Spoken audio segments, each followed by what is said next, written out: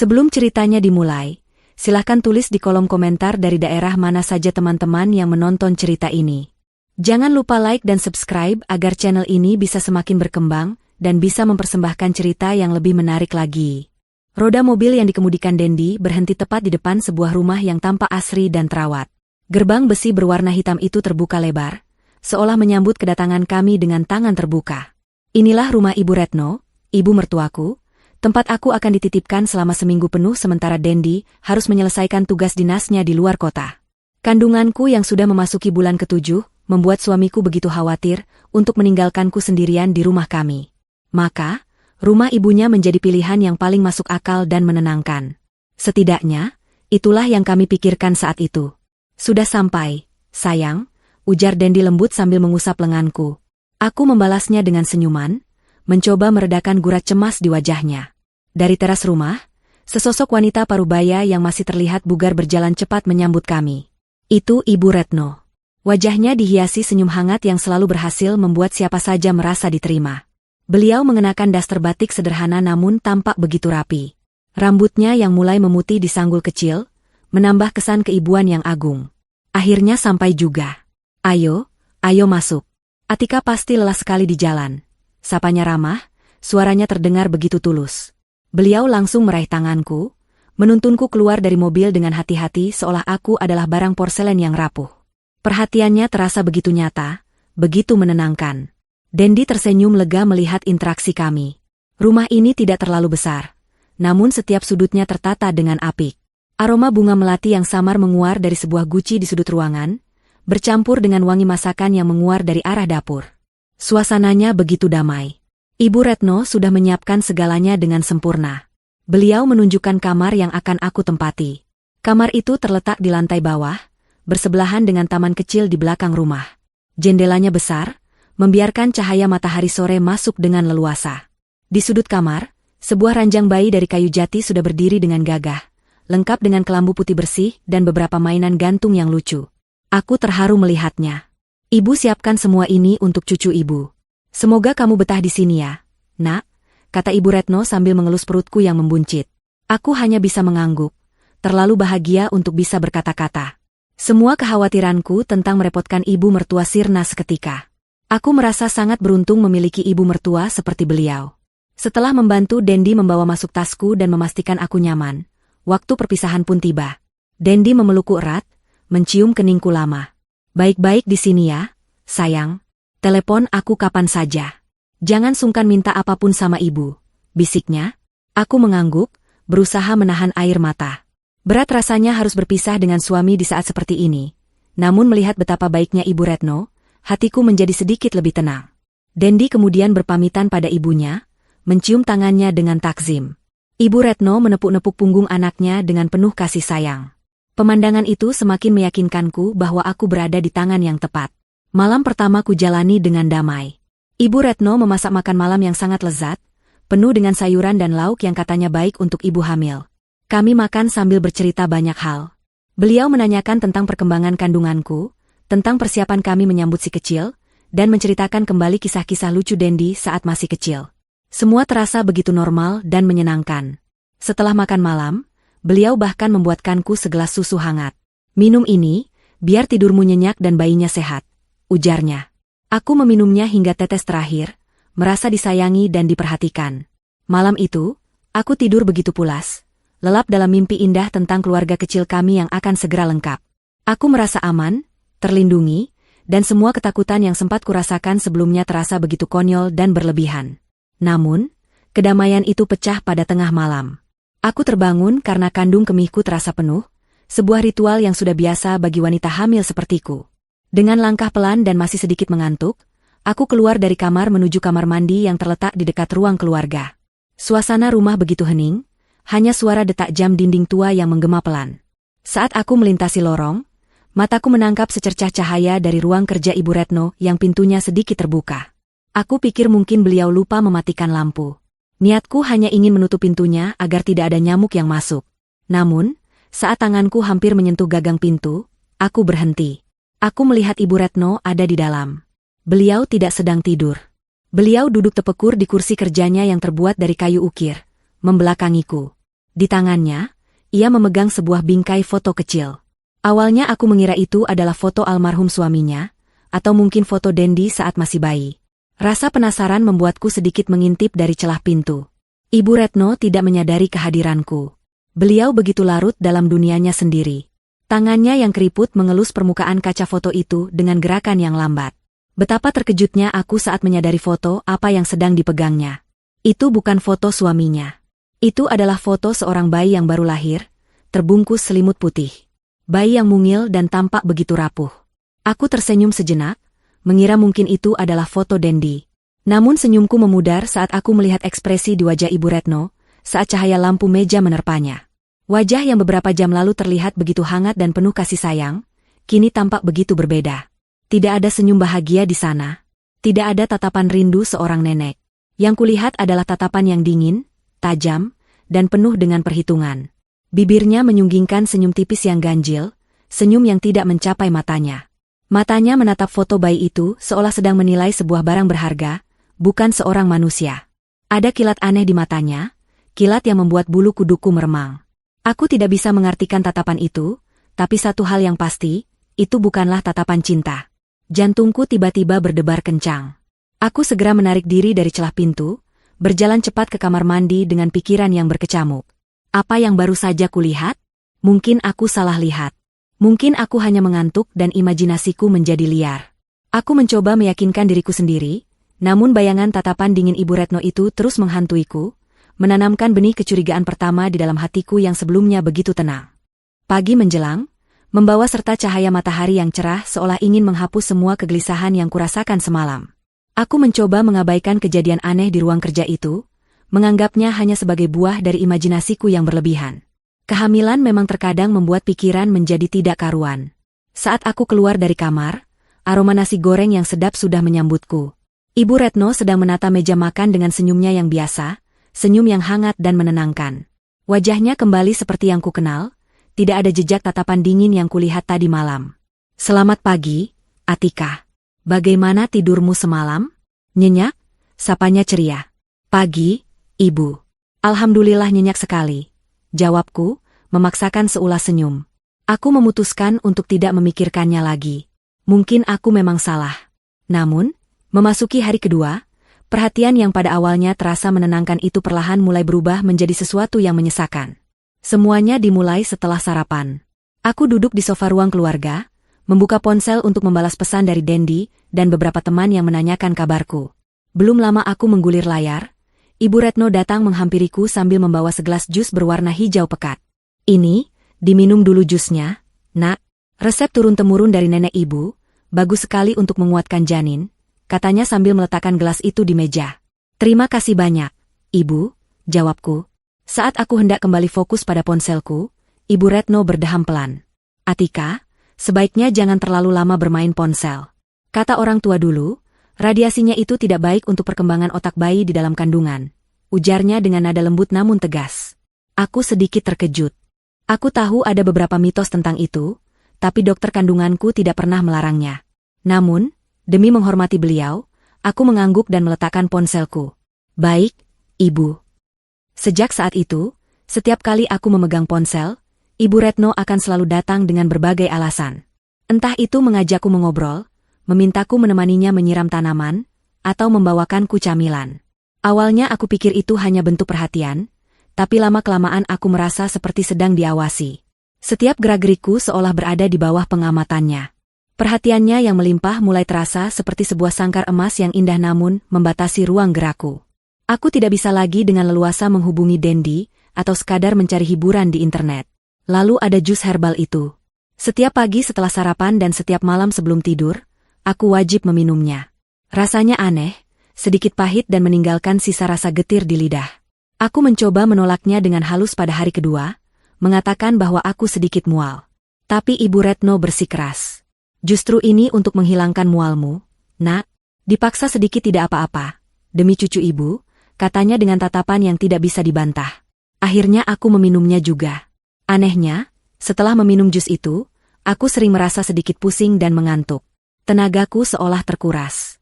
Lagi-lagi, aku mencoba berpikir positif. Mungkin ini hanya efek kehamilan yang semakin berat.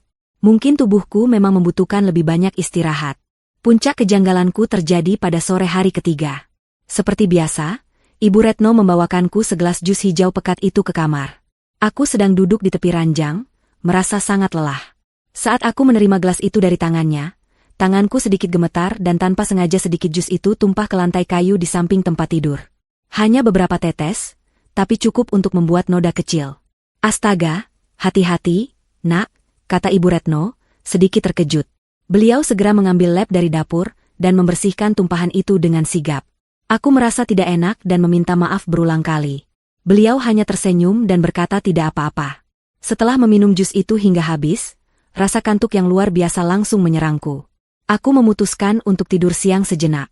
Aku terlelap cukup lama, sekitar 2 atau 3 jam. Saat aku terbangun, hari sudah mulai senja. Aku meregangkan tubuh dan hendak turun dari ranjang untuk pergi ke kamar mandi. Saat itulah mataku tanpa sengaja tertuju pada titik di lantai kayu tempat jus tadi tumpah. Jantungku serasa berhenti berdetak sesaat. Meskipun Ibu Retno sudah mengelapnya hingga kering, ada sesuatu yang aneh di sana. Warna pernis kayu di area itu terlihat sedikit berbeda. Lebih pudar. Aku berjongkok untuk melihatnya lebih jelas. Aku meraba permukaannya. Terasa sedikit lebih kasar dibandingkan area sekitarnya. Seolah-olah lapisan pelindung kayunya telah terkikis. Aku menggosoknya dengan jariku, dan serbuk kayu yang sangat halus menempel di ujung jariku. Kayu itu tampak sedikit lapuk, seolah terkena cairan kimia ringan yang bekerja secara perlahan. Aku terdiam, menatap noda pudar itu dengan napas tertahan. Ini bukan lagi imajinasi. Ini adalah bukti fisik. Cairan apa sebenarnya yang ada di dalam jus herbal itu? Mengapa ia bisa merusak permukaan kayu?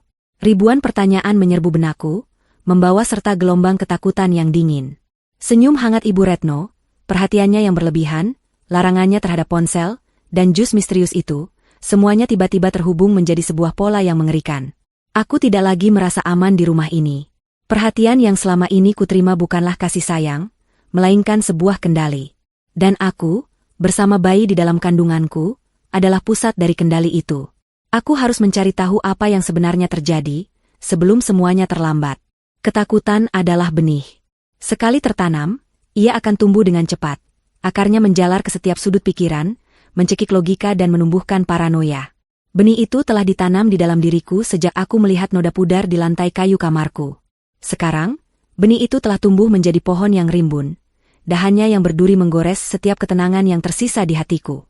Setiap senyum Ibu Retno kini terlihat seperti seringai. Setiap kata-katanya yang lembut terdengar seperti desisan ular. Setiap perhatiannya terasa seperti jerat yang perlahan mengencang di leherku. Aku merasa terperangkap. Rumah yang 2 hari lalu terasa seperti surga yang aman, kini berubah menjadi neraka yang sunyi. Dinding-dindingnya seolah mengawasiku, dan udaranya terasa berat dan menyesakan. Sore itu, di hari ketiga aku menginap, aku merasa harus keluar dari kamar. Aku butuh udara segar, butuh ruang untuk bernapas, butuh sejenak melarikan diri dari tatapan Ibu Retno yang seolah tak pernah lepas dariku. Aku beralasan kepada beliau bahwa aku ingin berjalan-jalan sebentar di taman belakang untuk merilekskan kakiku yang sedikit bengkak. Beliau mengizinkannya, tentu saja, dengan senyum manisnya yang khas. Tentu, nak, tapi jangan lama-lama ya, angin sore tidak begitu baik. Pesannya, yang kini terdengar seperti sebuah peringatan terselubung di telingaku. Taman belakang rumah ini sebenarnya sangat indah. Rumput hijau yang terawat rapi, beberapa pot bunga mawar dan anggrek yang sedang mekar, serta sebuah kolam ikan kecil di sudutnya. Namun, keindahan itu tidak lagi bisa kunikmati.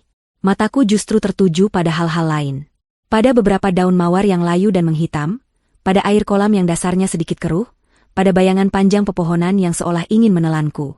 Semuanya terasa ganjil, sama seperti pemilik rumah ini. Aku berjalan pelan di atas jalan setapak dari batu, tanganku tanpa sadar terus mengelus perutku, seolah ingin memastikan bahwa anugerah di dalamnya baik-baik saja. Aku terus berjalan hingga ke ujung taman, di mana sebuah pagar kayu rendah menjadi pembatas antara halaman rumah Ibu Retno dan rumah tetangga sebelahnya. Rumah tetangga itu tampak lebih tua dan sederhana. Ket dindingnya sudah sedikit mengelupas, dan halamannya tidak serapi halaman Ibu Retno. Tampak sunyi, seolah tidak berpenghuni. Saat aku sedang memandangi rumah itu, tiba-tiba aku mendengar suara berisik dari balik semak-semak di seberang pagar. Aku sedikit terlonjak kaget. Lalu, dari balik rimbunnya dedaunan, muncul sesosok wanita tua. Tubuhnya bungkuk, Rambutnya putih semua dan diikat seadanya. Ia mengenakan kebaya lusuh dan kain jarik yang warnanya sudah memudar. Wajahnya dipenuhi kerutan, menandakan usia yang sudah sangat senja. Namun yang paling menarik perhatianku adalah matanya. Matanya yang cekung menatapku dengan tajam, penuh dengan kekhawatiran dan ketakutan yang begitu kentara. Wanita tua itu memberi isyarat dengan tangannya yang gemetar, memintaku untuk mendekat ke pagar. Awalnya aku ragu. Aku tidak mengenalnya.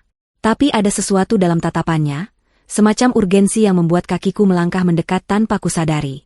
Aku berdiri di depan pagar kayu, hanya terpisah beberapa jengkal darinya. "Kamu menantunya Retno, kan?" bisiknya, suaranya serak dan bergetar, seolah sudah lama tidak digunakan untuk berbicara. Ia terus menoleh ke arah rumah Ibu Retno dengan cemas, memastikan kami tidak diawasi. Aku hanya bisa mengangguk pelan. Wajahnya semakin tegang. "Dengar, Nak. Kamu tidak boleh ada di sini. Tempat ini berbahaya untukmu dan bayimu." Lanjutnya, suaranya begitu pelan nyaris tertelan oleh desau angin sore. Jantungku mulai berdebar tak karuan. Kata-katanya seolah mengkonfirmasi semua ketakutan tak berdasar yang selama ini kurasakan. "Berbahaya? Maksud nenek?" tanyaku, suaraku ikut bergetar.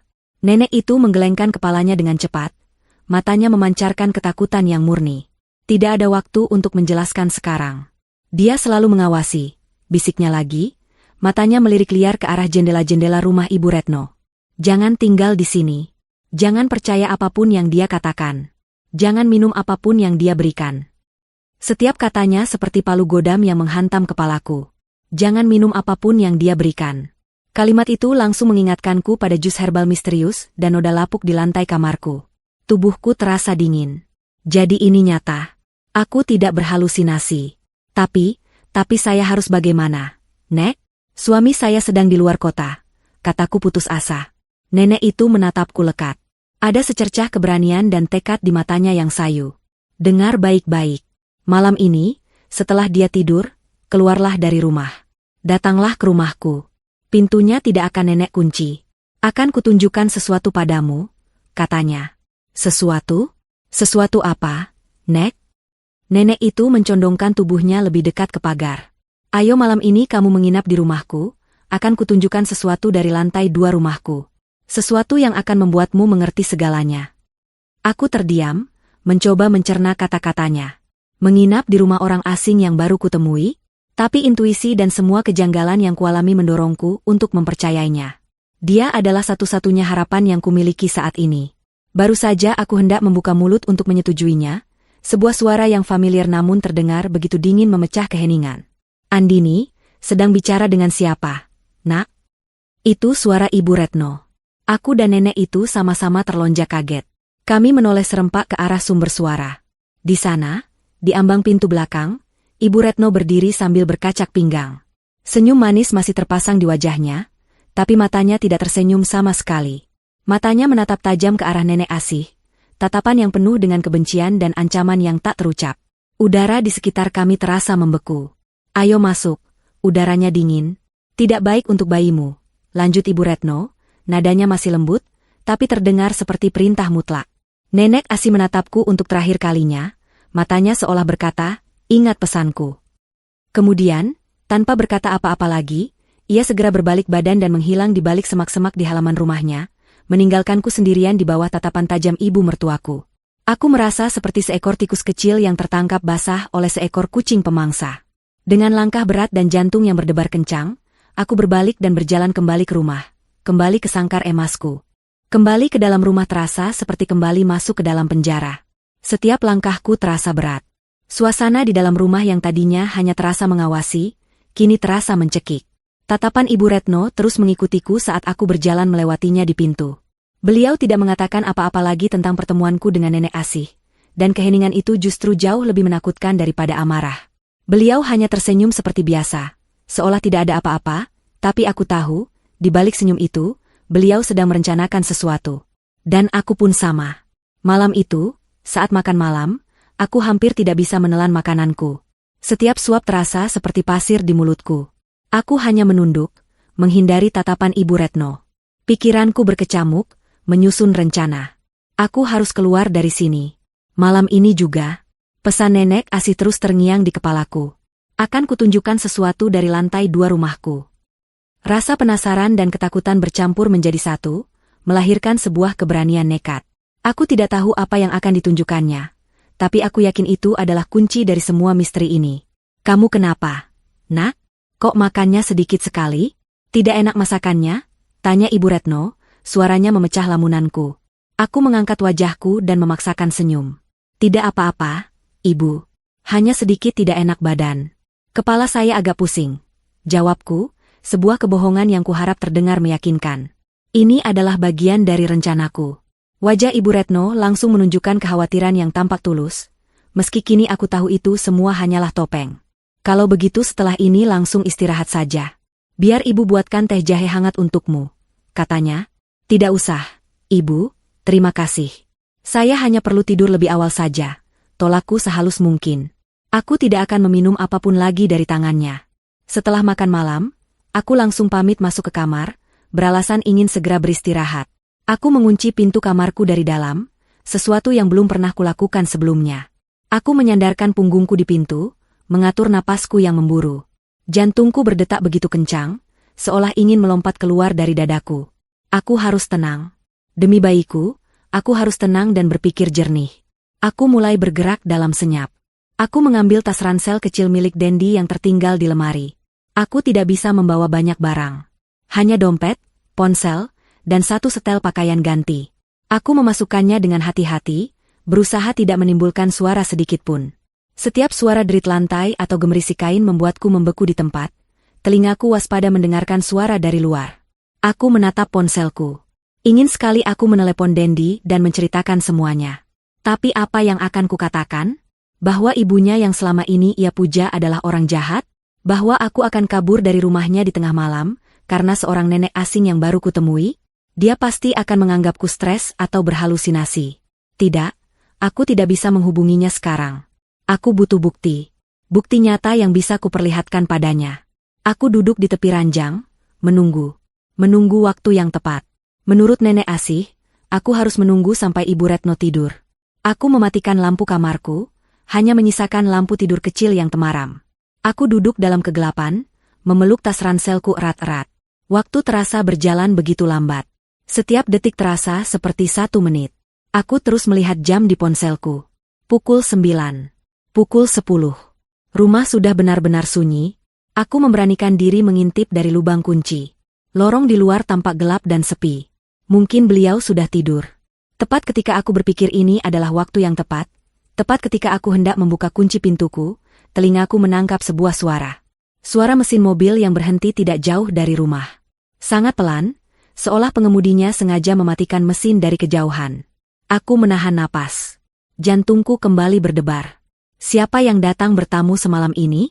Aku bergegas ke jendela kamarku yang menghadap ke jalanan depan. Aku menyingkap sedikit gordennya, cukup untuk membuat celah kecil untuk mengintip. Mataku membelalak. Di bawah temaram lampu jalan, aku melihat sebuah mobil van berwarna hitam, tanpa merek, tanpa jendela di bagian belakangnya, parkir di seberang jalan, sedikit menjauh dari gerbang rumah. Mobil itu tampak mencurigakan. Lalu, aku mendengar suara pintu depan rumah dibuka dan ditutup dengan sangat pelan. Aku menajamkan penglihatanku. Dari pintu depan, keluar sesosok bayangan. Itu Ibu Retno. Beliau tidak mengenakan daster seperti biasanya. Beliau memakai celana panjang hitam dan blus berwarna gelap, kepalanya ditutupi tudung jaket. Beliau berjalan cepat dengan langkah yang mantap, sama sekali tidak terlihat seperti wanita parubaya yang kukenal. Beliau menyeberang jalan dan pintu mobil van itu terbuka untuknya. Beliau masuk dengan cepat, dan mobil itu langsung melaju pergi menembus kegelapan malam tanpa menyalakan lampu utamanya. Aku terpaku di depan jendela, mulutku sedikit terbuka. Seluruh tubuhku gemetar. Ini adalah kesempatan emasku untuk kabur. Rumah ini kosong. Tapi di saat yang bersamaan, sebuah pertanyaan besar yang mengerikan muncul di benakku. Mau kemana ibu mertuaku di tengah malam buta, dengan mobil van misterius seperti itu? Perasaan tidak enak yang begitu kuat menjalari seluruh tubuhku. Ini lebih dari sekadar jus herbal aneh, atau tatapan dingin. Ini adalah sesuatu yang jauh lebih besar dan lebih berbahaya. Sekarang aku tidak punya pilihan lain. Aku harus pergi ke rumah nenek asih. Aku harus tahu apa yang sebenarnya terjadi di rumah ini. Kesempatan emas itu terbentang di hadapanku, namun rasanya seperti jurang yang gelap. Rumah ini kosong. Ibu Retno sudah pergi. Inilah saat yang paling tepat untuk melarikan diri. Namun, kakiku seolah terpaku di lantai. Bayangan mobil van hitam dan kepergian ibu mertuaku yang misterius di tengah malam terus berputar di kepalaku, menimbulkan ketakutan yang berbeda. Ini bukan lagi sekadar firasat buruk seorang wanita hamil. Ini adalah sesuatu yang nyata dan terorganisir. Aku tidak sedang paranoid. Aku berada dalam bahaya yang sesungguhnya. Pikiran tentang bayiku menjadi pemecut. Aku tidak boleh diam saja. Aku tidak boleh membeku dalam ketakutan. Aku meraih tas ranselku, menyampirkannya di bahu, dan dengan tangan gemetar, aku membuka kunci pintu kamarku. Suara, klik, pelan dari kunci itu terdengar seperti ledakan di tengah keheningan rumah. Aku menahan napas, mendengarkan. Tidak ada suara apapun. Aku melangkah keluar dari kamar dengan gerakan sepelan mungkin. Setiap derit kecil papan lantai di bawah kakiku membuat jantungku serasa berhenti berdetak.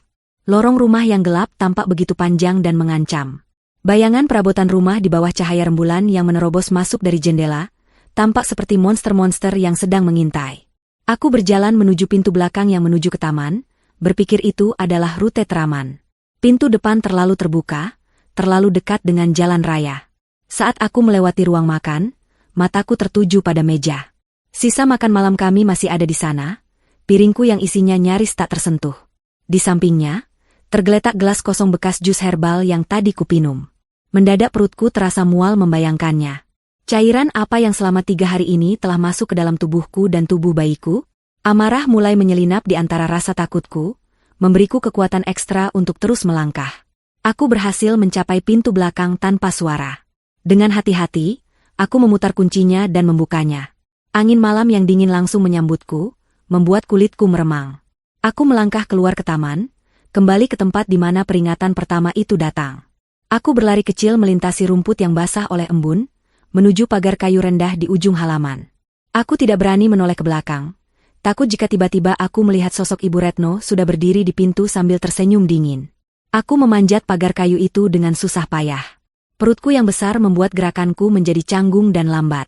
Jantungku berdebar kencang, takut jika ada tetangga lain yang melihat bayangan aneh di halaman rumah pada tengah malam. Setelah berhasil melompat ke seberang, aku langsung berlari menuju rumah nenek Asih. Seperti janjinya, pintu depan rumahnya tidak terkunci, hanya tertutup rapat. Aku mendorongnya pelan dan menyelinap masuk, lalu menutupnya kembali tanpa suara. Suasana di dalam rumah nenek Asih sangat berbeda. Jika rumah Ibu Retno rapi, modern, namun terasa dingin dan steril, rumah ini justru sebaliknya.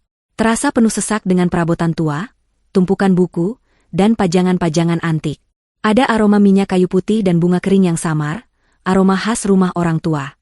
Suasananya temaram, hanya diterangi oleh sebuah lampu kecil di sudut ruangan. Dan di sana, di sebuah kursi goyang tua, nenek Asih sedang duduk menungguku. Wajahnya tampak tegang, namun ada sorot kelegaan saat melihatku. "Nenek kira kamu tidak akan datang," bisiknya. Suaranya masih serak. "Ibu Retno pergi, Nek." Dengan mobil van hitam, jawabku terengah-engah, masih mencoba mengatur napas. Nenek Asih mengangguk pelan, wajahnya mengeras. Sudah nenek duga. Malam ini adalah jadwalnya. Cepat, ikut nenek ke atas. Tidak banyak waktu sebelum dia kembali, katanya sambil bangkit berdiri. Tubuhnya yang bungkuk bergerak dengan sigap, menaiki tangga kayu yang berderit di setiap pijakan. Aku mengikutinya dari belakang dengan perasaan campur aduk antara takut dan penasaran. Apa yang akan ia tunjukkan padaku? Kami tiba di lantai 2. Lorongnya gelap dan berdebu. Nenek Asih membawaku masuk ke sebuah kamar di ujung lorong. Kamar itu kosong, sepertinya bekas kamar tidur yang sudah lama tidak terpakai. Tidak ada perabotan apapun di dalamnya, kecuali debu tebal di lantai dan sarang laba-laba di langit-langit. Satu-satunya yang tampak terawat adalah jendela besar yang menghadap langsung ke seberang jalan. Menghadap langsung ke ruang tamu rumah Ibu Retno. Jendela itu bersih, seolah sering dibersihkan. Ini bukan sekadar kamar kosong. Ini adalah pos pengamatan. "Lihat dari sini," kata nenek Asih sambil menunjuk ke arah jendela. "Jangan nyalakan lampu. Dia bisa melihat kita." Aku mendekati jendela itu dengan ragu. Dari sini, aku bisa melihat dengan jelas seluruh ruang tamu di seberang. Lampu di sana menyala terang benderang, sangat kontras dengan kegelapan di sekitar kami. Ruang tamu itu tampak normal, seperti yang kulihat setiap hari. Sofa, meja, televisi. Semuanya tampak biasa saja. Apa yang harus saya lihat? Nek? Tanyaku bingung. Nenek Asih tidak menjawab. Ia hanya menyodorkan sebuah teropong tua kepadaku. Pakai ini. Tunggu saja. Dia akan segera kembali, bisiknya. Aku mengambil teropong itu dengan tangan gemetar dan menempelkannya ke mataku. Jarak pandang menjadi begitu dekat, seolah aku sedang berdiri di teras rumah Ibu Retno. Aku menunggu dalam diam. 10 menit. 15 menit. Tiba-tiba, dari kejauhan, aku melihat sorot lampu mobil yang mendekat tanpa suara. Itu mobil van hitam tadi. Mobil itu berhenti tepat di depan gerbang, dan Ibu Retno turun bersama 2 orang pria berbadan tegap dan berwajah sangar. Mereka bertiga masuk ke dalam rumah. Jantungku berdegup semakin kencang. Aku mengarahkan teropong ke jendela ruang tamu. Aku melihat mereka bertiga masuk dan duduk di sofa. Ibu Retno tampak begitu berbeda. Tidak ada lagi senyum keibuan. Wajahnya tampak serius, dingin, dan penuh wibawa, seperti seorang pebisnis yang sedang melakukan negosiasi penting. Salah satu pria itu meletakkan sebuah koper aluminium di atas meja dan membukanya. Isinya penuh dengan tumpukan uang. Lalu pria yang satunya lagi mengeluarkan sebuah map coklat. Ia mengeluarkan beberapa lembar dokumen dan sebuah foto. Aku menajamkan fokus teropongku. Dokumen itu tampak seperti akta kelahiran dan surat-surat resmi lainnya. Lalu mataku tertuju pada foto itu. Perutku terasa seperti diremas dengan kuat. Napasku tercekat di tenggorokan. Itu fotoku. Foto hasil pemeriksaan USG 4 dimensi yang kuambil bulan lalu, yang menunjukkan wajah bayiku dengan jelas. Foto yang sama yang kupajang dengan bangga di kamar tidurku dan Dendi. Salah satu salinannya pernah kutunjukkan pada Ibu Retno dengan penuh sukacita. Tubuhku mulai gemetar hebat. Aku melihat Ibu Retno mengambil foto itu. Ia menunjuk ke arah foto itu, kemudian menunjuk ke arah perutnya sendiri, seolah sedang menjelaskan sesuatu tentang kehamilan. Ia tersenyum, senyum puas seorang penjual yang berhasil mendapatkan kesepakatan bagus. Kemudian, ia mengambil dokumen-dokumen tadi dan menandatanganinya. Pria itu mendorong koper berisi uang ke arahnya, dan Ibu Retno membukanya, memeriksa isinya sekilas dengan tatapan puas. Mereka kemudian berjabat tangan. Sebuah transaksi telah selesai dilakukan. Saat itulah aku mengerti segalanya. Tubuhku lemas seketika. Teropong itu terlepas dari tanganku dan jatuh ke lantai dengan suara berdebum pelan. Kakiku tidak sanggup lagi menopang bebanku dan aku merosot ke lantai. Aku tidak bisa bernapas. Udara di sekitarku seolah menghilang. Pandanganku kabur oleh air mata yang mulai mengalir deras. Pemandangan di seberang sana terus terbayang di benakku. Wajah ibu mertuaku yang tersenyum sambil memegang foto bayiku. Tumpukan uang di atas meja. Dokumen-dokumen itu, semuanya begitu jelas. Begitu mengerikan. Dia tidak sedang merawatku. Dia tidak sedang menungguku melahirkan cucunya. Dia sedang menjualnya. Dia menjual darah dagingnya sendiri, anak dari putranya sendiri, yang bahkan belum sempat menghirup udara dunia. Dunia di sekelilingku berputar. Suara-suara di kepalaku berdengung, bercampur dengan isak tangisku sendiri yang tak bisa lagi kutahan. Aku terduduk lemas di lantai berdebu kamar kosong itu, memeluk perutku erat-erat seolah takut seseorang akan merebutnya dariku saat itu juga. Pemandangan mengerikan dari jendela seberang telah menghancurkan duniaku, meremukan hatiku menjadi kepingan-kepingan tak berbentuk. Rasa kaget, pengkhianatan, dan ketakutan yang luar biasa melumpuhkan seluruh sistem sarafku. Ibu mertua yang selama ini kuhormati, yang kuanggap sebagai pengganti ibuku sendiri, ternyata adalah monster berwajah malaikat. Aku merasakan sebuah tangan yang keriput dan hangat menyentuh bahuku dengan lembut. Itu tangan Nenek Asih. Beliau berjongkok di sampingku, wajahnya dipenuhi dengan rasa iba dan kesedihan yang mendalam. Beliau tidak mengatakan apa-apa pada awalnya, hanya menepuk-nepuk bahuku dengan pelan, membiarkanku mengeluarkan semua kesedihan dan ketakutan yang membebani dadaku. Setelah beberapa saat, ketika isak tangisku mulai mereda menjadi rengekan pelan, beliau akhirnya angkat bicara. "Sekarang kamu mengerti, Nak," bisiknya, suaranya terdengar begitu sedih. "Sekarang kamu tahu wajahnya yang sebenarnya." Aku mengangkat wajahku yang basah oleh air mata, menatapnya dengan pandangan kosong. "Kenapa, Nek? Kenapa dia melakukan ini?" Itu cucunya sendiri," kataku dengan suara serak, nyaris tak terdengar. Nenek Asih membantuku untuk bangkit berdiri dan menuntunku keluar dari kamar pengap itu. Kami turun kembali ke lantai bawah, ke ruang tamunya yang temaram. Beliau mendudukanku di sebuah sofa tua yang empuk dan pergi ke dapur untuk membuatkanku segelas air hangat. Tanganku masih gemetar saat menerima gelas itu darinya. Beliau duduk kembali di kursi goyangnya, menatapku dengan tatapan yang penuh dengan luka dari masa lalu. Karena dia bukan manusia, Nak, hatinya sudah mati. Yang ada di dalam dirinya hanyalah keserakahan, ujar Nenek Asih, memulai ceritanya. Apa yang kamu lihat malam ini, itu bukanlah yang pertama kali. Itu adalah lingkaran setan yang sudah ia jalankan selama puluhan tahun.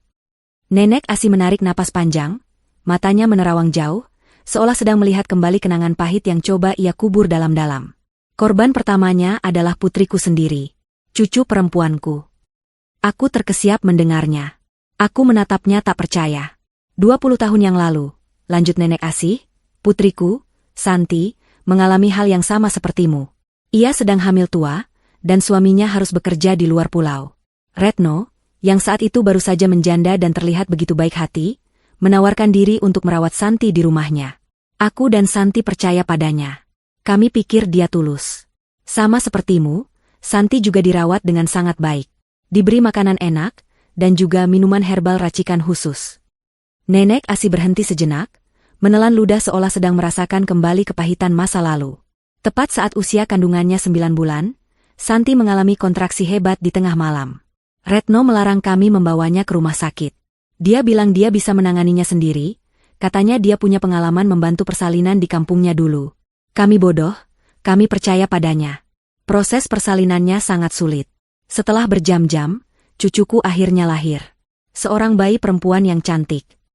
Air mata mulai menggenang di pelupuk mata Nenek Asih. Retno membungkus bayi itu dengan kain dan membawanya ke kamar lain, katanya untuk dibersihkan. Tapi dia tidak pernah kembali dengan bayi itu.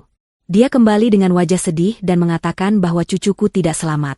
Katanya bayinya terlalu lemah dan meninggal beberapa saat setelah dilahirkan. Kami hancur. Nak, putriku menjerit histeris hingga pingsan. Dalam keadaan panik dan berduka, kami tidak bisa berpikir jernih.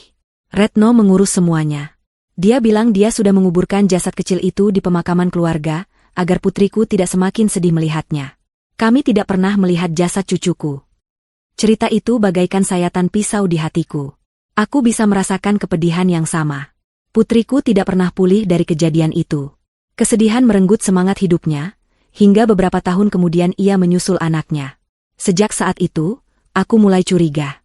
Ada banyak kejanggalan yang baru kusadari belakangan. Tapi aku tidak punya bukti. Aku hanya seorang perempuan tua yang dianggap pikun. Tapi aku tidak pernah berhenti mengawasinya. Aku pindah ke rumah ini, tepat di sebelahnya, dan aku terus mengamatinya dari jendela lantai 2 itu selama bertahun-tahun. Nenek Asih menatapku lekat, matanya menyiratkan tekad yang membara. Dan aku melihat polanya berulang kali. Beberapa kali dalam setahun, akan ada seorang wanita hamil yang datang menginap di rumahnya. Kerabat jauh, atau kenalan dari luar kota. Semuanya diperlakukan sama sepertimu. Dan semuanya akan pulang dengan cerita yang sama. Cerita sedih tentang bayi mereka yang meninggal saat dilahirkan atau hilang. Sementara di malam-malam tertentu, aku akan melihat mobil-mobil mewah atau van-van misterius datang menjemput paket dari Retno. Dia menjalankan sindikat penjualan bayi. Nak, dia punya jaringan yang luas. Dia mencari pasangan kaya raya yang putus asa ingin punya anak, dan dia menyediakan bayi untuk mereka dengan harga selangit, lengkap dengan dokumen palsu. Dan sumber bayinya adalah kita. Para wanita hamil yang ia tampung, yang ia racuni perlahan dengan minumannya agar persalinan lebih mudah dikendalikan, jauh dari rumah sakit, jauh dari catatan resmi. Nenek Asih bangkit dari kursinya dan berjalan ke sebuah lemari kayu tua. Ia membuka sebuah laci tersembunyi dan mengeluarkan sebuah kotak kecil dari beludru yang sudah usang. Ia membawanya kepadaku dan membukanya. Isinya bukanlah perhiasan. Isinya adalah barang-barang kecil yang membuat hatiku terasa sakit. Ada sehelai pita rambut berwarna merah muda. Sebuah sarung tangan bayi rajutan yang ukurannya begitu mungil. Sebuah empeng yang sudah menguning. Dan sebuah foto polaroid yang sudah pudar, menunjukkan seorang bayi mungil terbungkus selimut. Ini semua milik bayi-bayi yang hilang itu, bisik Nenek Asih. Kadang-kadang, aku menemukan barang-barang ini di tempat sampah setelah tamu Retno pergi. Mungkin terjatuh atau sengaja dibuang. Aku menyimpannya. Sebagai pengingat. Sebagai bukti bisu dari kejahatannya. Aku menatap benda-benda itu dengan ngeri. Aku bukan korban pertamanya. Aku hanyalah mata rantai terbaru dalam lingkaran setan yang mengerikan ini. Amarah yang dingin dan menusuk kini menggantikan rasa takutku. Ini bukan lagi hanya tentang menyelamatkan diriku dan bayiku. Ini tentang menghentikan monster itu. Ini tentang memberikan keadilan bagi Nenek Asih, bagi putrinya, dan bagi semua ibu dan bayi tak berdosa yang telah menjadi korbannya. Aku tidak akan lari. Aku akan melawannya. Malam itu, aku tidak tidur. Mustahil rasanya untuk memejamkan mata bahkan untuk sedetik pun. Setiap kali aku mencoba, bayangan-bayangan mengerikan itu kembali berkelebat di benakku, wajah dingin Ibu Retno saat bertransaksi, tumpukan uang yang menjadi harga bagi nyawa calon anakku, dan kotak bludru berisi kenangan pilu milik bayi-bayi tak berdosa. Aku menghabiskan sisa malam dengan duduk di ranjang tua di salah satu kamar nenek Asih, sebuah ruangan kecil yang aman dan terasa hangat, sangat kontras dengan kemewahan dingin di rumah seberang. Nenek Asih menemaniku, duduk di kursi di sudut ruangan, terkadang terlelap sejenak, namun lebih sering terjaga, seolah ikut merasakan gejolak di dalam hatiku. Beliau tidak banyak bicara, namun kehadirannya yang tenang memberiku kekuatan yang luar biasa. Beliau adalah Sau di tengah badai yang mengamuk di dalam jiwaku. Perlahan, rasa takut yang melumpuhkan itu mulai surut, tergantikan oleh sesuatu yang lain. Sesuatu yang lebih panas, lebih keras, dan lebih tajam. Amarah. Amarah yang murni dan membara. Amarah seorang ibu yang anaknya terancam. Amarah seorang wanita yang kepercayaannya telah dikhianati dengan cara yang paling keji. Amarah terhadap ketidakadilan yang telah berlangsung selama puluhan tahun, tersembunyi di balik senyum manis dan reputasi baik seorang wanita terpandang. Aku membelai perutku, merasakan gerakan kecil dari dalam. Tendangan lembut itu seolah menjadi pengingat. Aku tidak sendirian dalam pertarungan ini. Ada nyawa yang harus kuperjuangkan, masa depan yang harus kulindungi. Aku tidak bisa lari. Jika aku lari sekarang, aku mungkin bisa menyelamatkan diriku dan bayiku. Tapi bagaimana dengan korban selanjutnya? Akan ada atika-atika lain yang akan masuk ke dalam perangkap yang sama. Akan ada bayi-bayi lain yang akan direnggut dari pelukan ibu mereka. Dan monster itu, Ibu Retno, akan terus melenggang bebas, membangun istananya di atas lautan air mata para ibu. Tidak. Lingkaran setan ini harus berhenti. Dan harus berhenti di tanganku. Ketika garis fajar pertama mulai mewarnai langit timur dengan semburat jingga, keputusanku sudah bulat. Aku menoleh ke arah nenek Asih yang baru saja terbangun dari tidurnya yang tidak nyenyak. "Nek," kataku, suaraku terdengar lebih mantap dari yang kuduga. "Kita harus menelepon polisi." Nenek Asih menatapku. Tidak ada keraguan di matanya, hanya anggukan tegas. Seolah inilah saat yang telah ia tunggu selama 20 tahun. "Nek akan mendukungmu, Nak. Apapun yang terjadi," jawabnya. Dengan tangan yang kini lebih stabil, aku mengambil ponselku. Aku mencari nomor kantor polisi terdekat. Jantungku masih berdebar kencang, bukan lagi karena takut, tapi karena adrenalin yang memompa deras di pembuluh darahku. Aku menekan tombol panggil. Setelah beberapa dering, sebuah suara berat dan serak menjawab di seberang sana. "Kantor polisi sektor Cempaka, selamat pagi." "Selamat pagi, Pak." Aku memulai, berusaha menjaga suaraku agar tidak bergetar. "Nama saya Atika. Saya mau melaporkan sebuah kejahatan. Sebuah kejahatan yang sangat serius."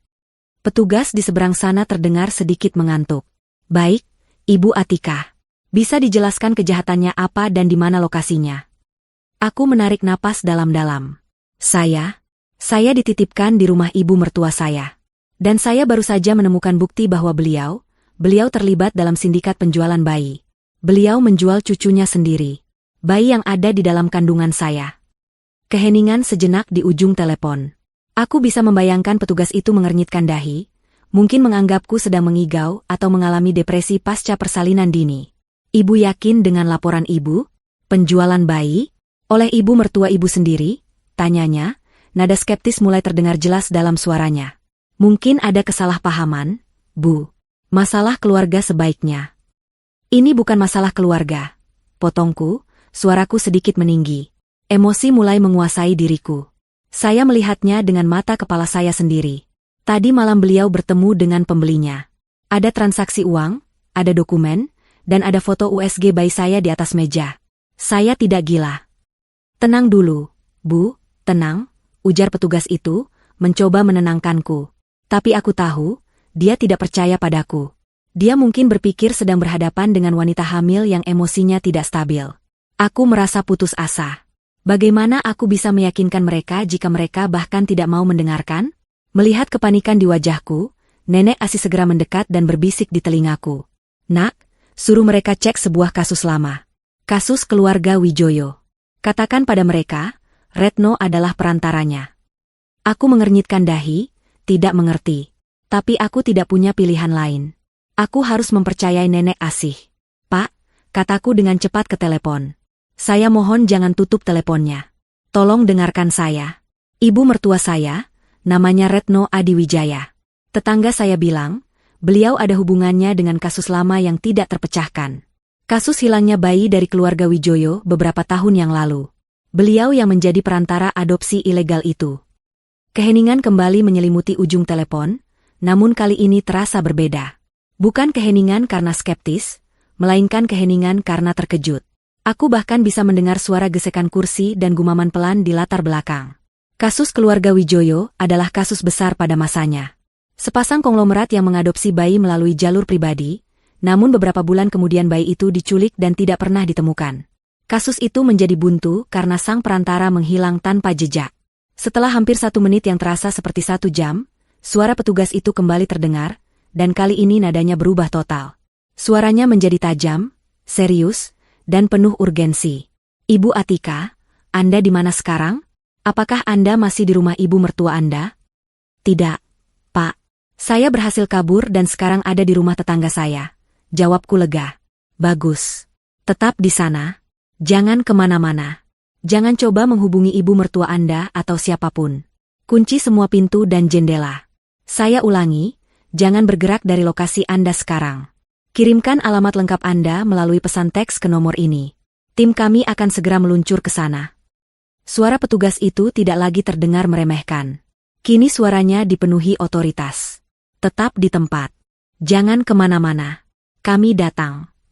Panggilan itu berakhir. Aku menatap Nenek Asih dengan napas terengah. Akhirnya, setelah 20 tahun, seseorang mau mendengarkan. Bantuan sedang dalam perjalanan. Kurang dari 30 menit kemudian, 2 mobil sedan berwarna gelap tanpa tanda pengenal berhenti dengan senyap di depan rumah Nenek Asih. 4 orang pria berpenampilan biasa, mengenakan kemeja dan celana bahan, sama sekali tidak terlihat seperti polisi berseragam, turun dari mobil dan berjalan cepat menuju pintu. Nenek Asih mengintip dari gorden dan mengangguk padaku, memberi isyarat bahwa mereka telah tiba. Beliau membukakan pintu untuk mereka. Salah satu dari mereka, seorang pria berusia sekitar 40-an dengan wajah tegas namun sorot mata yang menenangkan, memperkenalkan diri sebagai Inspektur Haryo. Mereka mempersilakanku dan Nenek Asih untuk duduk, lalu dengan sabar mendengarkan semua cerita kami dari awal hingga akhir. Aku menceritakan tentang jus herbal, noda di lantai, hingga pemandangan mengerikan yang kulihat dari jendela lantai 2. Nenek Asih melengkapinya dengan kesaksiannya selama 20 tahun, menceritakan kembali tragedi yang menimpa putri dan cucunya, serta pola yang terus berulang. Para detektif itu mendengarkan dengan saksama, sesekali mencatat di buku kecil mereka. Wajah mereka mengeras setiap kali detail baru yang mengerikan terungkap. Mereka tidak lagi meragukan kami. Kesaksian Nenek Asih tentang kasus Wijoyo telah menjadi kunci yang membuka gerbang kepercayaan mereka. Setelah kami selesai bercerita, Inspektur Haryo menatapku dengan tatapan serius. Ibu Atika, kami percaya pada Anda. Dan kami akan menangkap Ibu Retno. Tapi kami tidak bisa hanya menangkapnya sendirian. Dia adalah bagian dari sindikat yang besar dan terorganisir. Jika kami hanya menangkapnya sekarang, akar-akarnya, para pembeli, para pemalsu dokumen, para penculiknya, akan lolos. Kami ingin membongkar semuanya sampai tuntas. Aku mengangguk, mengerti arah pembicaraannya. Untuk melakukan itu, lanjut sang inspektur, kami membutuhkan bantuan Anda. Kami butuh umpan. Kami perlu Anda kembali ke rumah itu. Darahku seolah membeku seketika.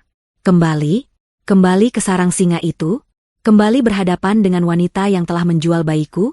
Seluruh tubuhku menolak gagasan itu. Tidak, saya tidak bisa, Pak. Saya takut.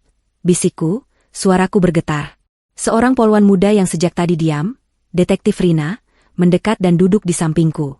Ia menggenggam tanganku yang terasa dingin. Ibu Atika, kami mengerti ketakutan Anda. Ini adalah permintaan yang sangat berat. Tapi tolong dengarkan kami. Ini adalah satu-satunya cara untuk menjebak mereka semua. Ibu Retno pasti akan melakukan kontak lagi dengan para pembeli atau anggota sindikat lainnya untuk mengatur penyerahan bayi setelah Anda melahirkan. Kami ingin berada di sana saat itu terjadi. Kami ingin menangkap basah mereka semua. Anda tidak akan sendirian, tambah Inspektur Haryo dengan cepat. Kami akan mengawasi Anda setiap detik. Kami akan menempatkan alat penyadap kecil di pakaian Anda. Akan ada anggota kami yang menyamar sebagai tukang kebun atau petugas listrik di sekitar rumah. Anda akan aman. Kami berjanji. Kami hanya perlu Anda bersikap normal, seolah tidak ada apa-apa yang terjadi. Anggap saja ini adalah sebuah sandiwara, dan Anda adalah pemeran utamanya. Demi bayi Anda, dan demi semua korban lainnya. Aku menatap nenek Asih, mencari kekuatan. Beliau mengangguk pelan, matanya menyiratkan kepercayaan padaku. Aku menarik napas panjang. Bayangan bayi-bayi di dalam kotak bludru itu kembali muncul. Aku tidak bisa membiarkan mereka tidak mendapatkan keadilan. Dengan keberanian yang kupinjam dari mereka semua, aku akhirnya mengangguk. Baik, Pak. Saya akan melakukannya. Maka, di bawah sinar matahari pagi yang terasa begitu ironis, aku berjalan kembali melintasi halaman, memanjat pagar, dan menyelinap masuk kembali ke dalam rumah Ibu Retno melalui pintu belakang yang semalam kubuka. Jantungku berdentum-dentum begitu keras. Rasanya seperti mau meledak. Rumah itu sunyi. Aku langsung masuk ke kamarku dan merebahkan diri di ranjang, berpura-pura masih tertidur lelap. Beberapa menit kemudian, aku mendengar suara mobil Ibu Retno memasuki garasi. Monster itu telah kembali ke sarangnya. Tak lama, aku mendengar ketukan pelan di pintu kamarku. Atika. Nak, sudah bangun? Itu suara Ibu Retno, terdengar begitu lembut dan keibuan, seolah ia baru saja pulang dari pengajian subuh, bukan dari sebuah transaksi ilegal. Aku berpura-pura menggeliat dan menjawab dengan suara serak khas orang bangun tidur. Iya, Ibu. Baru saja bangun. Pintu terbuka, dan beliau masuk sambil membawa nampan berisi sarapan. Nasi hangat, opor ayam, dan segelas jus hijau pekat. Perutku langsung bergejolak melihatnya. Beliau meletakkan nampan itu di meja kecil samping ranjangku dengan senyumnya yang biasa. Wajahnya tampak sedikit lelah, tapi juga cerah, seperti orang yang baru saja mendapatkan keuntungan besar. Sarapan dulu, Nak, biar cucu Ibu sehat, katanya sambil mengelus rambutku. Sentuhannya terasa seperti sengatan listrik. Aku harus mengerahkan seluruh kekuatan mentalku untuk tidak menghindar. Terima kasih, Ibu, jawabku, memaksakan senyum. Aku duduk dan mulai makan. Setiap suap opor ayam terasa seperti racun, namun aku memaksanya masuk. Aku harus bersandiwara. Demi semua ini, aku harus terlihat normal. Saat aku menatap jus itu, Ibu Retno seolah membaca pikiranku. Jusnya diminum juga, ya? Jangan sampai terlewat. Ini yang paling penting. Aku mengangguk pelan. Aku mengambil gelas itu dengan tangan yang sedikit gemetar. Aku tidak mungkin meminumnya. Aku mendekatkan gelas itu ke bibirku, lalu dengan gerakan yang sengaja kubuat sedikit canggung, aku pura-pura tersedak dan, tidak sengaja, menumpahkan seluruh isi gelas itu ke lantai. Astaga, Atika, seru Ibu Retno, terkejut. Maaf, Ibu, maaf. Saya tersedak tadi, kataku dengan wajah penuh penyesalan. Beliau menatap tumpahan jus itu dengan ekspresi aneh, campuran antara kesal dan khawatir. Beliau segera mengambil kain pel dan membersihkannya dengan cepat. Lain kali hati-hati, ya. Sayang sekali kan, jusnya jadi terbuang. Aku hanya bisa mengangguk. Setidaknya untuk pagi ini aku selamat dari racunnya. Saat aku sedang menyelesaikan sarapanku yang terasa seperti siksaan, tiba-tiba bel rumah berbunyi. Ibu Retno, yang sedang merapikan kamarku, langsung tersenyum cerah. Ah, itu pasti tamunya Ibu. Sebentar ya. Beliau berjalan keluar dari kamarku menuju pintu depan. Dari cara bicaranya, aku tahu ini bukan tamu biasa. Ini pasti ada hubungannya dengan sindikat itu. Aku memasang telinga, jantungku berdegup kencang. Inilah saatnya. Para detektif di luar sana pasti sudah bersiaga. Ini adalah ketenangan terakhir sebelum badai besar datang menghancurkan segalanya. Waktu seolah berhenti berputar saat Ibu Retno membuka pintu depan. Senyum ramah yang sudah beliau siapkan untuk menyambut tamunya membeku seketika di wajahnya. Di ambang pintu, bukan berdiri seorang tamu kaya raya yang ia nantikan, melainkan Inspektur Haryo bersama 3 orang detektif lainnya. Wajah mereka keras dan tanpa ekspresi. Di belakang mereka, di halaman, aku bisa melihat sekilas beberapa polisi berseragam sudah siaga, bergerak tanpa suara untuk mengepung rumah. Dunia Ibu Retno yang tertata rapi dan penuh kepalsuan itu akan segera runtuh. Selamat pagi, Ibu Retno Adiwijaya, sapa Inspektur Haryo dengan suara berat dan penuh wibawa. Kami dari kepolisian. Kami memiliki surat perintah untuk menggeledah rumah ini. Ekspresi pertama yang muncul di wajah Ibu Retno adalah kebingungan murni. Kebingungan seorang penjahat ulung yang tidak pernah menyangka akan tertangkap. Namun, Kebingungan itu hanya berlangsung sedetik. Dengan cepat, ia memasang kembali topengnya, topeng wanita parubaya terhormat yang sedang terkejut dan terganggu. Polisi? Geledah? Ada apa ini, Pak? Apa saya melakukan kesalahan? Tanyanya dengan nada bingung dan sedikit gemetar, sebuah akting yang begitu meyakinkan hingga mungkin bisa menipu siapa saja yang tidak mengetahui kebenarannya. Kami akan jelaskan semuanya nanti. Sekarang, kami minta kerja sama Anda, jawab Inspektur Haryo, tidak terpengaruh oleh sandiwaranya. Beliau dan timnya melangkah masuk, melewati Ibu Retno yang masih mematung di ambang pintu. Saat itulah topeng itu mulai retak. Melihat para detektif mulai menyebar di ruang tamunya, wajah Ibu Retno berubah. Senyum bingungnya hilang, digantikan oleh gurat kemarahan. Tunggu. Anda tidak bisa seenaknya masuk ke rumah saya. Ini pelanggaran. Saya akan telepon pengacara saya. Teriaknya, suaranya kini terdengar tajam dan melengking. Sisi aslinya yang penuh arogansi dan kekuasaan mulai muncul ke permukaan. Salah satu detektif, Detektif Rina, mendekatiku yang masih terpaku di ambang pintu kamarku. Ia memberiku isyarat bahwa semuanya aman. Aku melangkah keluar dengan kaki gemetar, berdiri di belakangnya, menjadi saksi bisu dari kehancuran monster ini. Mata Ibu Retno langsung tertuju padaku. Saat melihatku, matanya menyala dengan kebencian yang murni. Dalam sekejap, ia mengerti segalanya. Ia tahu siapa yang telah mengkhianatinya. Kamu, desisnya, menunjukku dengan jarinya yang gemetar karena marah. Jadi ini semua ulahmu. Hah?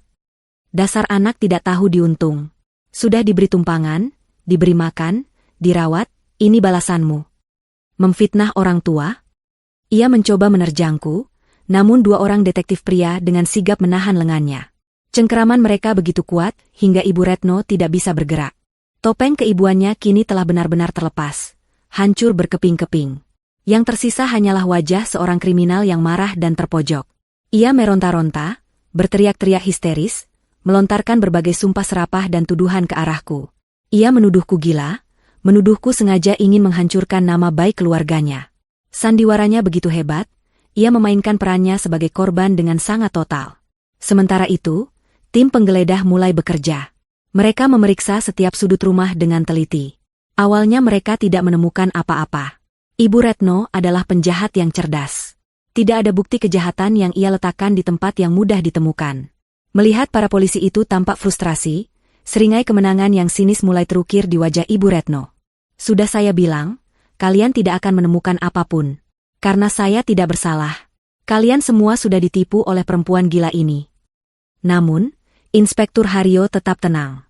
Ia menerima sebuah pesan di ponselnya, lalu berjalan mendekati sebuah rak buku besar yang menempel di dinding ruang keluarga.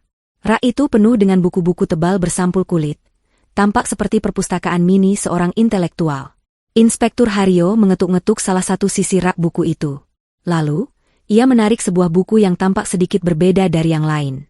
Terdengar suara, klik, pelan, dan seluruh rak buku itu bergeser ke samping, menampakkan sebuah pintu besi tersembunyi. Seringai di wajah Ibu Retno lenyap seketika, digantikan oleh kepanikan. Jangan masuk ke sana, teriaknya histeris. Para detektif membuka paksa pintu besi itu. Di baliknya, ada sebuah tangga curam yang menuju ke ruang bawah tanah. Bau antiseptik dan anyir yang samar langsung menguar dari bawah, membuat perutku mual. Beberapa detektif turun dengan membawa senter. Keheningan mencekam menyelimuti rumah selama beberapa menit. Kemudian, salah satu dari mereka kembali naik dengan wajah pucat dan marah. "Pak, Anda harus lihat ini," katanya pada Inspektur Haryo. Aku, ditemani oleh Detektif Rina, ikut melihat apa yang mereka temukan. Ruangan di bawah sana adalah mimpi buruk yang menjadi kenyataan. Itu bukan gudang biasa. Ruangan itu kedap suara, dengan dinding yang dilapisi busa peredam. Di tengahnya, berdiri sebuah ranjang persalinan sederhana yang tampak kotor. Di sudut ruangan, ada sebuah lemari medis yang berisi berbagai macam obat-obatan, bukan vitamin, melainkan obat penenang, obat pemicu kontraksi, dan berbagai jarum suntik. Ada juga beberapa peralatan medis yang sudah berkarat. Ini adalah ruang persalinan ilegal, sebuah rumah jagal yang menjadi saksi bisu dari kelahiran dan perampasan puluhan bayi tak berdosa. Inilah pusat dari kerajaan iblis Ibu Retno. Melihat ruangan itu, Ibu Retno akhirnya berhenti meronta. Tenaganya seolah habis. Ia tahu ia sudah kalah telak. Ia merosot lemas dalam pegangan para detektif, matanya menatap kosong ke depan. Semua kebohongannya telah terbongkar. Saat para polisi hendak membawanya keluar, pintu depan rumah kembali terbuka. Sesosok pria masuk dengan langkah tergesa-gesa, wajahnya dipenuhi kepanikan dan kebingungan. Itu Dendi, suamiku. Pihak kepolisian rupanya telah menghubunginya dan segera menerbangkannya pulang. Matanya membelalak ngeri melihat pemandangan di hadapannya. Ibunya yang ia puja, kini terkulai lemas dengan tangan di borgol. Aku yang berdiri pucat dan gemetar. Dan rumah masa kecilnya yang damai, kini dipenuhi oleh polisi. Ada apa ini?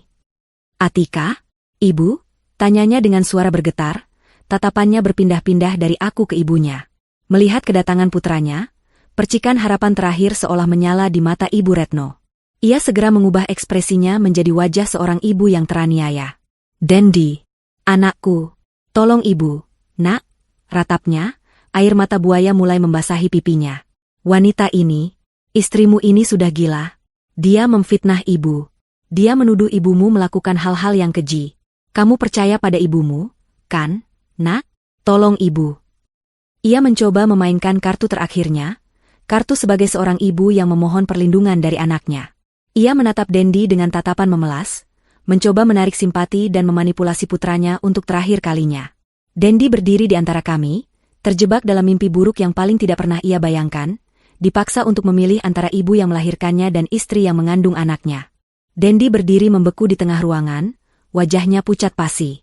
Ia menatap ibunya yang menangis memohon, lalu menatapku yang berdiri diam dengan air mata yang mulai mengalir di pipiku. Inspektur Haryo mendekatinya dengan tenang dan berbicara dengan suara pelan, menjelaskan secara singkat apa yang telah terjadi. Ia menunjukkan beberapa bukti awal yang mereka temukan, termasuk salinan dokumen transaksi dan foto-foto dari ruang bawah tanah yang mengerikan itu. Aku melihat Dendi menatap foto-foto itu di ponsel sang inspektur. Aku melihat rahangnya mengeras, tangannya mengepal erat hingga buku-buku jarinya memutih. Kepalanya menggeleng pelan, seolah tidak sanggup menerima kenyataan yang begitu brutal. Wanita yang ia kenal sepanjang hidupnya sebagai sosok ibu yang sempurna, yang mengajarkan tentang kebaikan dan kejujuran, ternyata adalah seorang monster. Pengkhianatan itu begitu dalam, begitu menyakitkan, hingga aku bisa melihat kehancuran di matanya. Ibu Retno terus meratap, mencoba menarik perhatian Dendi. Dendi, jangan percaya mereka. Itu semua rekayasa. Ibumu tidak mungkin melakukan itu. Kamu anak ibu satu-satunya, kamu tahu ibu seperti apa. Dendi akhirnya mengangkat kepalanya. Ia tidak lagi menatapku atau polisi. Matanya tertuju lurus pada ibunya. Ia berjalan melewatinya, langkahnya berat seolah menyeret beban seluruh dunia di pundaknya. Ia tidak menghampiri ibunya. Ia berjalan lurus ke arahku. Tanpa berkata apa-apa, ia menarikku ke dalam pelukannya. Pelukan yang erat, penuh dengan rasa sakit, penyesalan, dan perlindungan. Aku menangis di dadanya, melepaskan semua ketegangan dan ketakutan yang telah kupendam. Setelah beberapa saat, Dendi melepaskan pelukannya. Ia menatapku dengan mata yang memerah, lalu dengan lembut menghapus air mataku. Kemudian, ia berbalik menghadap ibunya. Wajahnya yang tadinya hancur kini berubah menjadi dingin dan keras seperti batu. "Cukup, Bu," katanya, suaranya terdengar datar namun syarat dengan kekecewaan yang tak terhingga. "Sudah cukup sandiwaranya. Dendi," bisik Ibu Retno, "masih berharap." "Aku melihat semuanya," lanjut Dendi, suaranya sedikit bergetar karena emosi yang tertahan. "Ruangan di bawah. Obat-obatan itu. Aku mungkin bodoh karena tidak pernah menyadarinya, tapi aku tidak buta. Aku percaya pada istriku. Aku percaya pada Atika." Lalu, Dendi mengucapkan kalimat yang menjadi puncak dari segalanya. Kalimat yang menjadi karma paling menyakitkan bagi Ibu Retno, lebih menyakitkan daripada vonis penjara seumur hidup. "Mulai hari ini," katanya dengan tatapan kosong, "ibu bukan lagi ibuku." Satu kalimat itu berhasil meruntuhkan seluruh dunia Ibu Retno. Bukan borgol di tangannya atau ancaman penjara yang membuatnya hancur, melainkan penolakan mutlak dari putra satu-satunya yang ia pikir bisa ia kendalikan selamanya. Wajahnya yang memelas berubah menjadi kosong. Api di matanya padam. Ia berhenti meratap. Dalam keheningan itu, ia akhirnya menyadari bahwa ia telah kehilangan segalanya. Ia digiring keluar oleh polisi seperti boneka tak bernyawa, tanpa perlawanan, tanpa kata-kata lagi. Berita penangkapan Ibu Retno dan terbongkarnya sindikat penjualan bayi, Nenek Iblis, menjadi berita utama nasional selama berminggu-minggu. Satu persatu, anggota jaringannya ditangkap. Para pembeli, pemalsu dokumen, hingga oknum-oknum di rumah bersalin yang membantunya beraksi, Semuanya diseret ke pengadilan. Yang lebih mengharukan, banyak korban dari masa lalu yang akhirnya berani bersuara. Kisah mereka yang serupa dengan kisah putri Nenek, Asih menjadi bukti tambahan yang memberatkan Ibu Retno. Keadilan akhirnya datang bagi mereka semua. Nenek Asih, saksi kunci dalam kasus ini, akhirnya mendapatkan kedamaian yang telah ia nantikan selama 20 tahun. Kasus cucunya yang hilang secara resmi diakui sebagai korban pembunuhan dan penculikan, membersihkan nama putrinya dari depresi yang dituduhkan. Beberapa bulan berlalu. Aku dan Dendi memulai hidup baru. Kami pindah ke sebuah rumah kecil di kota lain, jauh dari bayang-bayang masa lalu yang kelam. Kami membangun kembali kepercayaan kami, menyembuhkan luka kami bersama. Dendi menjadi sosok suami dan calon ayah yang luar biasa. Ia tidak pernah berhenti meminta maaf karena telah menempatkanku dalam bahaya, meskipun aku tahu itu bukan salahnya. Trauma itu masih ada. Sesekali muncul dalam mimpi buruk, tapi setiap kali itu terjadi, Dendi selalu ada di sisiku, memelukku hingga fajar tiba. Tepat di awal musim semi, putra kami lahir ke dunia. Tangisnya yang nyaring memenuhi ruangan, menjadi musik terindah yang pernah kami dengar. Ia sehat, sempurna, dan yang terpenting, ia aman. Kami menamainya Fajar, yang berarti sebuah permulaan yang baru. 1 minggu setelah kami membawa Fajar pulang, Nenek Asih datang menjenguk kami. Beliau tampak jauh lebih sehat dan bahagia. Wajahnya tidak lagi dibebani oleh duka. Beliau menggendong Fajar dengan tangan gemetar karena haru. Dia persis seperti yang nenek bayangkan. Bisiknya, air mata bahagia mengalir di pipinya yang keriput. Melihatnya, aku tidak lagi melihat seorang wanita tua yang rapuh, melainkan seorang pahlawan sejati. Sore itu, saat kami sedang minum teh di teras belakang, sebuah notifikasi berita muncul di ponsel Dendi. Ia menunjukkannya padaku. Judulnya tertulis dengan huruf tebal, vonis final, Retno Adiwijaya, dalang sindikat bayi, dihukum penjara seumur hidup. Aku membaca kalimat itu tanpa emosi. Tidak ada rasa puas atau benci yang tersisa, hanya perasaan lega yang hampa. Semuanya telah berakhir. Aku menoleh menatap Fajar yang tertidur pulas di pelukanku, napasnya teratur dan damai. Aku mengecup keningnya yang mungil dan hangat. Lingkaran setan itu telah putus. Teror itu telah berhenti. Kamu aman sekarang, sayang, bisikku padanya. Kamu aman. Di bawah langit senja yang cerah, dikelilingi oleh orang-orang yang kucintai, aku tahu kami akhirnya telah menemukan Fajar kami yang baru. 1 tahun. 365 hari telah berlalu sejak badai itu menerjang dan meruntuhkan fondasi hidup kami.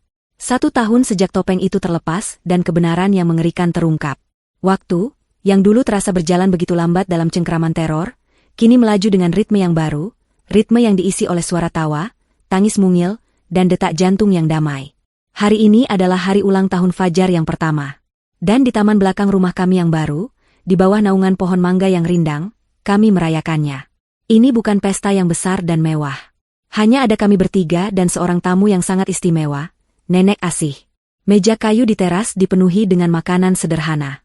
Ada kue ulang tahun kecil dengan 1 lilin di atasnya, balon-balon berwarna biru dan putih yang menari-nari ditiup angin, dan hadiah-hadiah yang dibungkus dengan kertas kado bergambar kartun. Suasananya begitu jauh berbeda dari rumah masa lalu yang penuh intrik dan kepalsuan. Rumah kami ini kecil. Dindingnya dipenuhi coretan krayon Fajar yang pertama, dan sudut-sudutnya berantakan oleh mainan. Tapi rumah ini hangat. Rumah ini penuh dengan cinta dan kejujuran. Rumah ini adalah milik kami. Aku duduk di kursi rotan, memandangi Dendi yang sedang tertawa lepas sambil mengangkat Fajar tinggi-tinggi ke udara. Tawa renyah putra kami membahana, menjadi melodi terindah di dunia. Nenek Asih, yang kini kami panggil Nenek Buyut, duduk di sampingku sambil tersenyum. Matanya yang teduh memancarkan kebahagiaan yang tulus. Beliau terlihat 10 tahun lebih muda. Beban puluhan tahun yang menekan pundaknya seolah telah terangkat, digantikan oleh cahaya damai. Melihat mereka bertiga, hatiku dipenuhi oleh rasa syukur yang begitu meluap hingga terasa sesak. Kami berhasil melewatinya. Kami selamat. Setahun yang lalu, aku tidak pernah berani membayangkan momen seperti ini. Setelah persidangan berakhir dan vonis dijatuhkan, kelegaan yang datang bercampur dengan kehampaan yang aneh. Badai telah berlalu, namun kehancuran yang ditinggalkannya begitu nyata. Aku dan Dendi harus memunguti kepingan-kepingan hidup kami dan mencoba menyatukannya kembali. Kami menjual rumah lama kami, rumah tempat Dendi tumbuh besar, karena setiap sudutnya kini terasa beracun oleh kenangan buruk. Kami pindah ke kota ini, tempat di mana tidak ada seorang pun yang mengenal kami, berharap bisa memulai lembaran yang benar-benar baru. Awalnya tidak mudah. Trauma meninggalkan bekas luka yang tak kasat mata. Pada malam-malam pertama di rumah baru, aku sering terbangun dengan napas terengah-engah, jantung berdebar kencang karena mimpi buruk. Dalam mimpi itu, aku selalu kembali ke ruang bawah tanah yang dingin itu, atau melihat wajah Ibu Retno yang tersenyum sambil menyodorkan segelas jus hijau pekat. Aku menjadi terlalu protektif terhadap Fajar. Setiap kali ia menangis, aku langsung panik. Aku tidak membiarkan orang asing mendekatinya. Bayangan tentang betapa dekatnya aku kehilangan dirinya menjadi hantu yang terus mengikutiku. Dendi juga berjuang dengan iblisnya sendiri. Beban rasa bersalah karena telah membawaku ke dalam bahaya itu begitu berat ia pikul. Meskipun aku berulang kali meyakinkannya bahwa itu bukan salahnya. Ia harus berdamai dengan fakta bahwa ibu yang ia puja sepanjang hidupnya adalah seorang monster. Ia harus belajar memisahkan kenangan masa kecilnya yang indah dengan kenyataan dewasanya yang mengerikan. Ada malam-malam di mana ia hanya akan duduk termenung di balkon, menatap kosong ke kegelapan, mencoba memahami bagaimana seseorang bisa memiliki dua wajah yang begitu berbeda. Namun, kami tidak membiarkan kegelapan itu menelan kami. Kami saling berpegangan tangan, menjadi kekuatan bagi satu sama lain. Kami mencari bantuan profesional, berbicara dengan terapis, dan belajar untuk memproses trauma kami. Perlahan tapi pasti, luka-luka itu mulai sembuh. Mimpi burukku mulai jarang datang. Dendi mulai bisa tersenyum lagi tanpa beban. Dan Fajar, putra kami, adalah penyembuh terbaik dari semuanya. Kehadirannya yang murni dan polos menjadi pengingat konstan bahwa kehidupan terus berjalan, bahwa selalu ada Fajar baru setelah malam yang tergelap sekalipun. Setiap senyum pertamanya, tawa pertamanya, langkah pertamanya, adalah kemenangan kami melawan masa lalu. Sekitar 6 bulan yang lalu, sebuah surat datang dari lembaga pemasyarakatan. Surat itu dari Ibu Retno. Tanganku gemetar saat Dendi memberikannya padaku. Kami berdebat apakah harus membukanya atau tidak. Sebagian diriku ingin langsung membakarnya, tapi Dendi bersikeras bahwa kami harus menghadapinya untuk yang terakhir kali. Malam itu, kami membacanya bersama. Surat itu berisi 12 halaman tulisan tangan yang rapat. Tidak ada satupun kata maaf yang tulus di dalamnya. Yang ada hanyalah ratapan panjang seorang wanita yang mengasihani dirinya sendiri. Ia menyalahkanku, menyalahkan nenek asih, menyalahkan sistem hukum. Ia menulis tentang betapa berat hidupnya di penjara, tentang bagaimana ia merasa dikhianati oleh putranya sendiri. Ia bahkan masih mencoba memanipulasi Dendi, mengingatkannya pada masa kecil mereka, pada pengorbanan yang pernah ia lakukan sebagai seorang ibu. Surat itu adalah racun terakhir yang ia coba kirimkan ke dalam hidup kami. Setelah selesai membacanya, Dendi terdiam lama. Lalu, tanpa berkata apa-apa, ia mengambil surat itu, berjalan ke halaman belakang, dan membakarnya di atas sebuah kaleng tua. Kami berdiri berdampingan, menyaksikan kertas-kertas itu berubah menjadi abu hitam dan tertiup angin malam. Itu adalah momen penutupan kami. Momen di mana kami secara sadar memutuskan untuk melepaskan sisa-sisa pengaruhnya dari hidup kami selamanya. Sejak malam itu, kami tidak pernah lagi menyebut namanya. Bagiku, ia hanyalah bagian dari masa lalu yang kelam. Bagi Dendi, ia adalah ibu yang telah lama tiada. Nenek Asih juga menemukan kedamaiannya sendiri. Setelah kasus ini selesai, beliau menjadi simbol keberanian. Banyak korban lain yang menghubunginya, berbagi cerita dan saling menguatkan. Dengan bantuan beberapa pengacara dan aktivis, beliau membantu mendirikan sebuah yayasan kecil bernama Harapan Ibu, sebuah lembaga yang memberikan dukungan psikologis dan hukum bagi para ibu yang menjadi korban kejahatan serupa. Wanita tua yang rapuh itu telah menemukan tujuan hidup yang baru. Beliau tidak lagi hidup dalam bayang-bayang dendam, melainkan dalam cahaya harapan. Setiap bulan, beliau akan datang mengunjungi kami, membawakan oleh-oleh dan menghabiskan akhir pekan bersama Fajar. Beliau telah menjadi bagian tak terpisahkan dari keluarga kami, nenek buyut yang sesungguhnya bagi putra kami. Kue ulang tahun dipotong. Lagu, Selamat Ulang Tahun, dinyanyikan dengan sedikit fals, namun penuh dengan kebahagiaan. Fajar tertawa girang, tangannya yang mungil menepuk-nepuk kue, mengotori seluruh wajah dan pakaiannya dengan krim. Kami semua tertawa melihatnya. Momen yang begitu sederhana, begitu biasa, namun terasa begitu luar biasa berharga bagiku. Malam harinya, setelah nenek Asih pulang dan Fajar tertidur lelap di ranjangnya, aku dan Dendi duduk berdua di teras belakang. Udara malam terasa sejuk, dan langit dipenuhi oleh ribuan bintang. Dendi merangkul bahuku, dan aku menyandarkan kepalaku di dadanya, mendengarkan detak jantungnya yang tenang dan teratur. 1 tahun, ya, bisik Dendi pelan. Iya, 1 tahun, jawabku. Rasanya seperti seumur hidup yang lalu. Aku minta maaf, katanya lagi, sebuah kalimat yang sudah ratusan kali ia ucapkan. Aku mengangkat kepalaku, menatap matanya yang tulus. Kamu tidak perlu minta maaf lagi, sayang. Kita sudah melewatinya. Lihat kita sekarang. Kita bahagia. Dendi tersenyum, senyumnya yang tulus kini telah kembali. Karena kamu kuat, Atika. Kamu pahlawanku. Kita berdua pahlawannya, koreksiku. Dan juga Nenek Asih. Dan Fajar. Kami terdiam sejenak, menikmati keheningan yang nyaman. Keheningan yang tidak lagi terasa mengancam, melainkan damai.